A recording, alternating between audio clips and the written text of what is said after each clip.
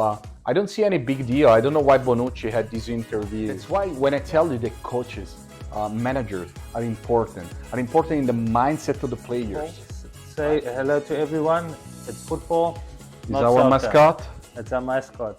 Welcome back, everyone, to Just Football, Not Soccer. Today we'll be covering the weekend's games from the Premier League to the Italian League, as well as some of the big upsets and some of the obvious upsets. My team, Manchester United, losing again. Derby of Milan. Milan derby, what a game. I think we're just watching that game and seeing the atmosphere with the fans. When Inter Milan scored, it was much louder than the AC Milan fans. And we can get into that. I'm sure you know that the fan base is quite well. So starting off in the Premier League, the games we're going to focus on is looking at, I suppose you want to start with Manchester United versus Brighton. You watched the game, 3-1 to Brighton? I didn't watch the game, but I watched the highlights because last weekend I watched Italian League. You know, we had very big games. But man, I honestly expected Brighton to. I'm not surprised that Brighton won at Old Trafford. So I don't know what's going on with Manchester United, but it didn't change this year compared to last year. I don't even know if Manchester United this year gonna reach the Champions League position. You know, you don't know, but and Brighton is really doing well. Already said last time, and winning 3-1 in Old Trafford, I guess, is a big thing. Yeah, I think to your point, first of all, Old Trafford's not the fortress that it once was. Not but last season, we did have the best home record in the league, right? So the defense is a lot weaker this season. I mean, we've had injuries to Varane. Martinez has just come back.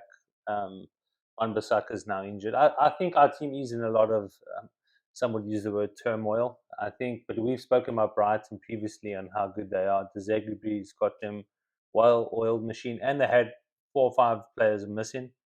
Our player, Evan Ferguson, came on at the end, the teenager. But in that game, Danny Welbeck, the old Manchester United player, scored against us, coming back to haunt us. I guess it's the 7th times they scored against Manchester United. Welbeck, I'm not sure. You can check the statistics. I'm not surprised because Brighton plays very well, and they play fast. Yeah, and if you watch the game, so Man United's starting lineup was a diamond shape. So forward to back diamond with Scott McTominay and Christian Eriksen in either side, with Casemiro and Bruno, and up front Martial and Højlund.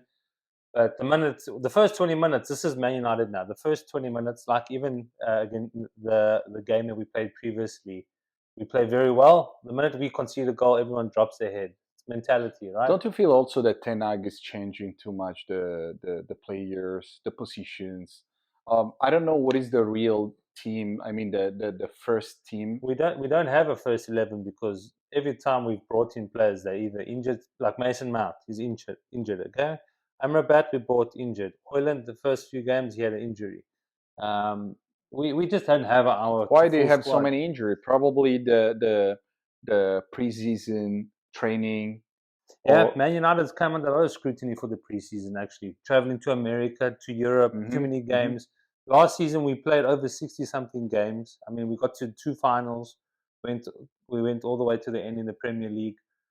Injuries, I think this is a topic for another day, is the treatment of players and the concerns around their well-being. We've seen so many injuries happening across all the teams in the Premier League.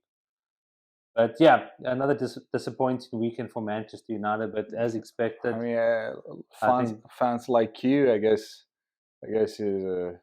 is really tough, right? Yeah. I mean, what do you feel about Manchester United this year? And I remember in the very beginning you said you liked Ten Hag, but I guess it's a bit disappointed. Yeah, look, you have to back your manager, and you know what?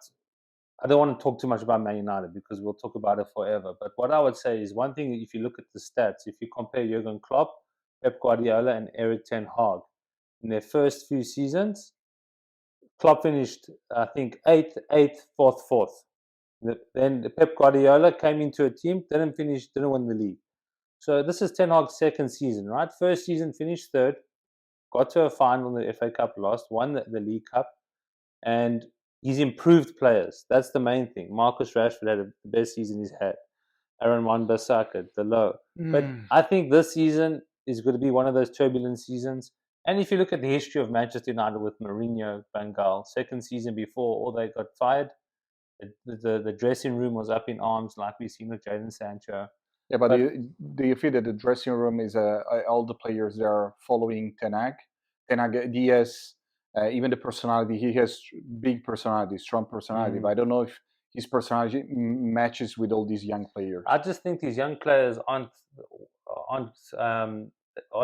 they're not deserving to be playing for this club. This club has such a rich history. People have died for this club. You talk about the Munich Air disaster. You talk about Sir Alex Ferguson. These players don't have the right mentality. You look at Jadon Sancho, even Marcus Rashford. We pay him £350,000 a week, and he's throwing his arms up in the air. He's a leader in the team. The team is in the mentality of the team is shot, and I think it's going to take years until he brings all of his own players. I guess manager but is important on that. Yeah, no, I agree. Manager should work better on the mentality of the players. I do think that he is under scrutiny with his lineups, and he's also his decisions in the game. He's bringing on players too late. But you also need to remember the Messi that he came into. Who is in charge? Who is in charge to decide which players to buy or not? Ten Hag? In this situation, Ten Hag, right? But Man United doesn't have a technical director. Yeah, so it's Ten Hag. Because it's Ten Hag, he chose those players, right? Which players? Like Onana, Amrabat. Yes. Amrabat, yes. Yeah, so... But I'm saying the players... But the players that he brought in, this did well. Last season, Martinez had a good season. Anthony had an okay season, I would say. Malacia was a good signing, very cheap. He had a good season. He's got a lot to grow. Yeah, but good season. That's Man United. Exactly. You don't want to have a good season. You want to have a great season. Where do you think the club has been for the last 10 years? Nowhere.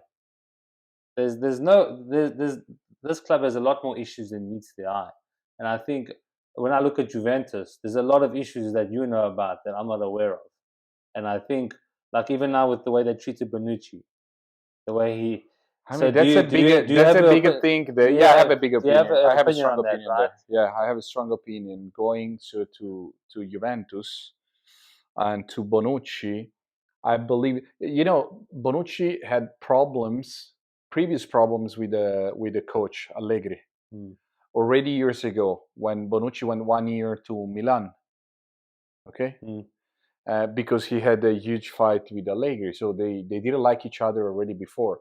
And now, for sure, last season he didn't play much, and for sure Allegri didn't want him to be in the team this season. Probably even for the personality of Bonucci, it's the old generation of players in Juventus. He wanted to restart in a new, fresh environment. That's why they let Bonucci go to Union Berlin. But I don't see any big deal. I don't know why Bonucci had this interview. Yeah, because he's past his time there. How many years was he there? Yeah, he was several years. I told you, he went 1 year even in Milan. Yeah. But, he's not young anymore. He can't really play on high level, I believe, anymore. And he got a lot of money from Juventus. Yeah, he became a great player. I think he left a very good legacy behind, right? Yeah, absolutely. Why don't you just leave and shut up? I mean, why to give a decent interview to spit in the plate where you ate for years, right? Yeah. Talk shit about Juventus and talk shit about the coach. I mean, I don't like the coach. Everybody knows I don't like the coach. I'm not in love. But he's a good manager. I think he's a good manager, and I think the reason why I bring that up is that you see what you just told me now, I didn't know a lot about, right? So everyone's got different opinions, but I do agree, Ten Hag is under a lot of fire right now, for sure. But he's still the right man for the job, because who else are you going to bring in? Start again, buy new players again, get back by the owners again, second season, don't get back. It's the same thing every year. I'm surprised about Tottenham Spurs. Yeah. You know why?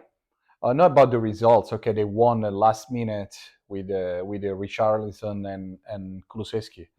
But because they got a new coach, right, from Celtic, and nobody knew this coach, how he would have performed in Tottenham, and I guess he's a good person, good coach.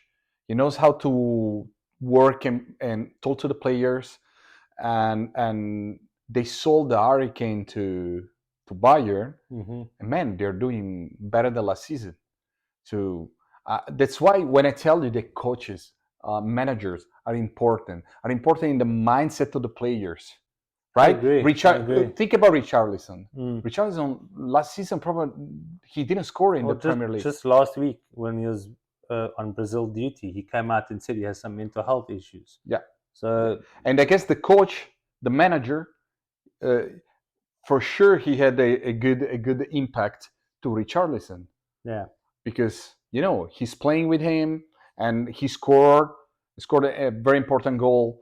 So he scored in the 98th minute. yeah, Yeah. yeah, yeah. So I believe that this coach is it surprised me, to be honest. I like him. I like to follow him more to understand how he's gonna play more next games. And so Tottenham is a surprise for me. I didn't Yeah, expect. for 5 games in, they're doing okay. I think after the Christmas period, you tend to see how teams are doing. But Yeah. new manager bounce. Every time there's a new manager, you get the results because guys are trying to prove themselves. They're trying to get new contracts. And Matt, did you check about Perisic? He broke his knee. He broke his knee. Yeah, I guess his season is over. Yeah, they said he's going to come back for the last 2 months if Uh-huh, possible. uh-huh. So he broke his knee. Yeah. Wow. Okay. Well, moving on now to the always winners, Manchester City, going 3-1 against West Ham. So it's West Ham's first defeat of the season after a very good run. Mm-hmm. And they didn't play bad.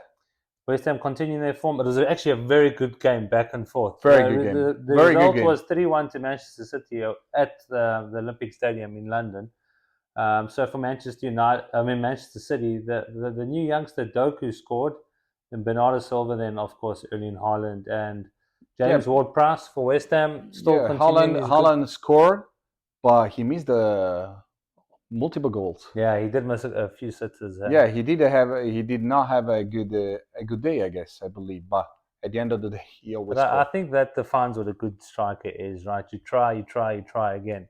I mean, man, but you try when you have a great team. Because if you don't play in a great team, you try once and you had to score in You have to score. That's the problem in Manchester United. The number 9 never gets the ball. Yeah, but who is number 9? Martial is not really a number 9. Now we got Højlund now. But to your Højlund, point, let's see. I mean, he had a good season in Atalanta, but he never played on that level. Let's see, dude. I don't know, man. We got a lot to learn. Chelsea goes on and draws.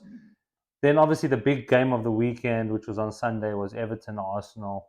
At Everton, Arsenal went on to win. Was also a good match, you know. Very good game. A player that was questioned quite a bit for his move from Brighton to Arsenal last season is Leandro Trossard. Yeah, actually, he scored and he's having a very good season. Very good season. I think he understands Arteta ball now. And I remember when Arsenal was in DC against the All-Star team for preseason, I watched him there, and you could see he was on it. Compared to Kai Havertz, different gravy, I think. Yeah, Havertz is not, I guess, really inside the team yet, but he has big potential. I like him as a player. I don't really know his role on the pitch. Whose role? Havertz. At Chelsea, he was high up the pitch in the number 9, maybe the false 9 or the number 10 role sometimes. Yeah, probably false 9. They're playing him on the left side of the midfield, but the minute they played Trossard in his place, he goes on and scores. So yeah. I think you have the Brazilian one. For Arsenal? Arsenal is playing as a striker. Jesus. Yeah, Jesus. He's back. Gabriel Jesus. He's back. He's back. He's back from injury. Martinelli. Saka's always on fire. I guess Martinelli got injured. Yeah. Yeah, on that match. Against Everton. Arsenal, one thing they've done is they've invested in the squad now. So when they have players injured, they have quality players coming in. And I think that is the only way to compete with Manchester City. You need to have 2 first 11s, essentially. I don't think Arsenal are there yet. They might need one more transfer window. But the structure of their club is run so well. And then Newcastle goes on to win at Brentford, the first one of the first wins they've had all season. They haven't been doing very well. Callum Wilson scored a penalty against Brentford, but Newcastle playing this week in the Champions League for the first time in many years. I think if they won 1-0, I they're going to was have the excited. confidence. I was excited for that match, to be honest. Newcastle, I guess, has to improve more. They have a good team. They invested a lot of money, but I don't know, 1-0 through a penalty, they could have done better. Especially at home. At home. Yeah. But yeah, Brentford's got a good team. I like Brentford's coach, but I think for the for the Newcastle fans, the win was the most important thing because they haven't been doing well, and Eddie Howe, the manager for Newcastle, has been under a lot of pressure. But Thomas Frank, who's the Brentford manager, Leon, you tired? Yeah. Leon, we're nearly done. Okay, and then the last game I think that's worth talking about. They're starting to gain their stride. They're starting to get back into it. They're not in the Champions League this season. They're going to have a bit more time. Liverpool played Wolves. It was 3-1 to Liverpool, and the standout player for me, it was actually a Wolves player, and I actually told my brother about him. They recently got him to replace some of the guys that left, and his name is Bellegarde. Hmm. He sits as almost like a centre midfielder, number 10 role. Strong, a lot of pace, reminds me a lot of Yaya Toure. The player to Oh look out, wow. a player to look for. Look, I'm not saying he's there yet, but same kind of build, drives off the pitch, had an immediate impact as he came on. Yaya Toure was also very technique. Ah, he was an amazing player, man. Amazing player. I think often overlooked for the stature that he actually was at. But it's the same with Kevin De Bruyne, right? Does he really get the accolades he deserves? Perhaps not, I believe that Liverpool this season will play better than last season. for sure. Not having Champions League is a big thing, even mentally. Because it takes a lot of mental energy for me, not only physical, right? Also mentally. And Jurgen Klopp is always one of the best manager still. I would love to have him in Juventus, for example. So I believe they're gonna have a good season. Mentioning Juventus, I would like to go to the Italian league. I don't know if you watched any game. No, I didn't watch the Juventus game, but I Uh, saw the Inter AC Milan game. Juventus played against Lazio, so it was a big match, and I believe that Juventus had one of the best match with the Allegri bis. Mm. And Vlahovic, man, Vlahovic scored 2 goals. Beautiful, 2 beautiful I see his goals. shirt hanging there Yeah. on the couch. And so I was very excited. I don't know what to expect from Juventus, but like you said about Liverpool, Juventus doesn't gonna have any Champions Champions League, League, yeah. any European league anyway. So they can focus only on the Italian league, and I believe it's gonna be a better season for us. I hope so. Besides Paul Pogba, that we don't know what's gonna happen, Doesn't and even matter. I also mean, did he even? How many games did he play last season, Paul Pogba? no, he didn't play. He played Since he signed three from four games, since he and signed for Manchester United, how many games has he played? Doesn't matter, right? yeah. He's not an important player I anymore. mean, we still believe he can be an important player. Let's see what's gonna happen with this situation about doping. Going to the derby, Inter Milan was the match was over after 4 minutes. After 4 minutes, the match was already over. Um, I mean, Milan had the ball possession more than Inter, but it means how doesn't count anything, right? The possession ball it means zero nowadays. Yeah, and if you look at the stats, you look how many shots that Inter Milan had. They had 14 shots, 7 on target, compared to AC Milan's nine shots and 2 shots on target. But No, by Inter to dominated to your dominated the game. to your point, I mean, it doesn't matter. The scoreline speaks for itself, right? It was 2-1 at one stage. It was 2-0 then. Rafael Leao, a player that I actually like quite a lot. I'm sure he'll go on to either Madrid or a Barcelona or a Premier League team. There Probably was Premier League team, I believe Chelsea was more. potentially looking at him in the Yeah, transfer yeah. window. I think he'll Because do the Real well. Madrid, I'm sure the Mbappe will go But there next. this is a good intersection. I wanted to talk about Thuram for Inter Milan. Oh, Thuram. That man, it was the first time I've watched him play. He was incredible. Power, pace. Fast. So much about him. That goal that he scored, the far right corner, he just dummied the defender, crossed in 1 minute, goal.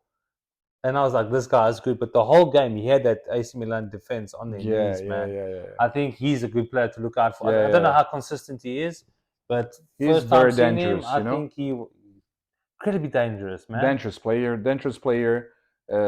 He's still young, very young. Yeah. He matches perfectly with Lautaro Martinez. And Inter fans already forgot about Lukaku. Because he replaces Lukaku very well. He's a much better player. He's a much better player than Lukaku. Pace, can control. His first touch was very good. His team play, I think he's a much better player than Lukaku. Yeah, we don't know yet. I mean, Lukaku, you see Lukaku, he didn't play a good match with Roma. Roma won 7-0. Yeah, 7-0. 7-0, yeah. It's weird because Mourinho never scores so many goals with his teams never. But Lukaku scored anyway. Dybala had a great performance. Yeah, I saw Dybala's goal. Very good player. Very influential for that team. I think it was a very good move for him to move from Juventus there. It seemed like he was maybe stuck. I don't know how you as a fan perceived him. I loved him. All the fans. Man, I loved him. Were you sad to see him go? I would have loved to see him in Juventus more. Yeah. He suited Juventus. Yeah, even if beside the injured, he's always injured. But man, he's a masterclass player. How many players has the technique of Dybala? Mm-hmm. Did you see the goal? The second goal? Yeah.